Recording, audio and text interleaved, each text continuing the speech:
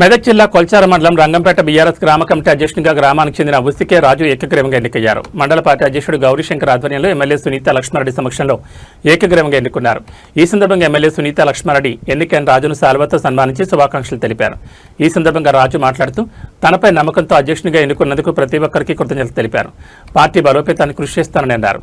ఈ కార్యక్రమంలో DCMS vice chairman Arige Ramesh Kumar, Arige Vijay Kumar, ఉప సర్పంచ్ చిట్కుల సురేష్, ఉసికే సుధాకర్, నేలకంటి ప్రసాద్, సత్యగౌడ్, మల్లేశం, పరిప వెంకటేశం, మచ్చగోపి, గంగారం, వీరప్ప, కృష్ణయ్య తదితరులు పాల్గొన్నారు. మేము ఏమంటామంటే రంగంపేట లతా మంగేష్కర్ అంట భార్గవిని చాలా మంచి మంచి దోహాలు పాడుతుంది. భార్గవి చాలా మంచి మంచి దోహాలు నెక్స్ట్ నిహారిక చాలా అదృష్టం. ఎమ్మెల్యే గారి చేతుల మీదుగా సన్మానం తనకి జీవితంలో మర్చిపోలేని ఒక అపూర్వమైన ఘట్టం. మరి ఒక కన్నుల పండుగ ఈ యొక్క సన్మాన కార్యక్రమంలో అందరూ భాగస్వామ్యం కావడం నిజంగా చాలా చాలా అదృష్టం. తర్వాత నిహారిక లాస్ట్ విద్యార్థులను చాలా సంతోషంగా ఇస్తున్నారు.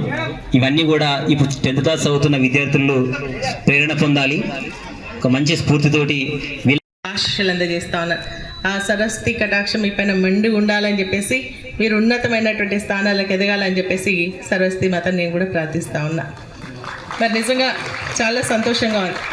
అనుకోకుండా నేను ఈరోజు ఈ మండలంలో ప్రీ ప్రైమరీ స్కూల్ స్టార్ట్ చేసేందుకు వస్తున్నటువంటి సందర్భంలో మరి రమేష్ గారు, గౌరీశంకర్ గారు ఫోన్ చేసి తప్పకుండా జిల్లా పరిషత్ హై స్కూల్కి రావాలి, ఎందుకంటే ఇక్కడ దాదాపు మరి అందరు స్టూడెంట్స్ కూడా పాస్ అయ్యారు. 100% పిల్లలు చదివే 10th క్లాస్ పాస్ అయినటువంటి స్కూల్ అంటే మన జిల్లా పరిషత్ రంగంపేట. కాబట్టి మీ అందరినీ కూడా ఆశీర్వదించాలని చెప్పేసి ఇక్కడికి రావడం జరిగింది. చాలా సంతోషం. మీ అందరు కూడా కంగ్రాచులేషన్స్.